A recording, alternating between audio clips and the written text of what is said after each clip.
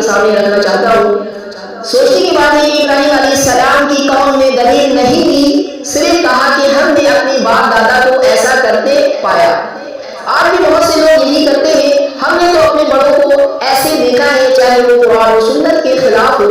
یاد رکھو ہمارے لیے اصل دلیل قرآن ہے، سنت ہے۔ اگر بڑوں کی بات حق کے مطابق ہے تو سر آنکھوں پر، لیکن اگر حق کے خلاف ہے تو ہمیں صرف اللہ اور اس کے رسول صلی اللہ علیہ وآلہ وسلم کی بات ماننی ہے۔ اس طرح یہ آیت ہمیں ایک بڑے فتنہ سے بچاتی ہے، اندھی تقلید۔ اصل کامیابی دلیل اور ہدایت پر ہے، نہ کہ صرف روایت پر۔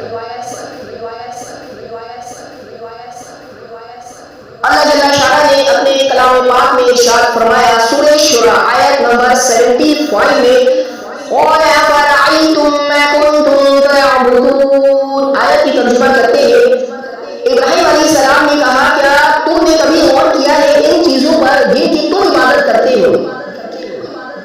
آیت کی تشریح کرتے ہیں، قال، انہوں نے کہا، یہ ابراہیم علیہ السلام کی گفتگو کا اگلا مرحلہ ہے۔ انہوں نے قوم کے مرحلے کو سنا، ہم نے اپنے باپ دادا کو ایسا کرتے پایا۔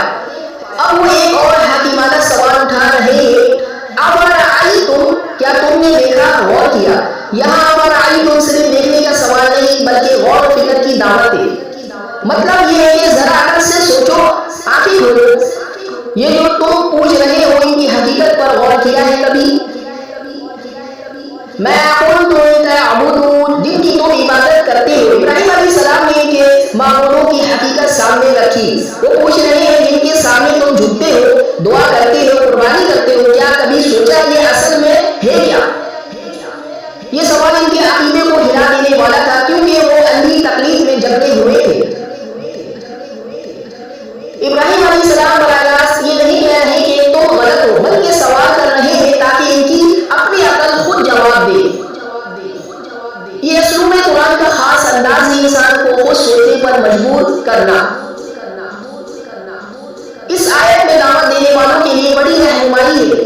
کسی کو سمجھانا ہے تو سوالات کے ذریعے سوچنے پر مجبور کرو، سیدھی سیدھی جھڑکیاں دینے کے بجائے عقل کے دروازے کھولو۔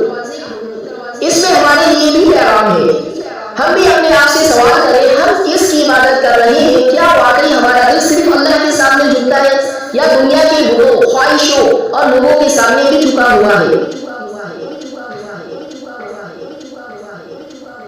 بھائیو، ابراہیم علیہ السلام نے اپنی قوم سے پوچھا، سوچو تو صحیح، جن کے آگے تم جھکے ہو وہ کیا ہے؟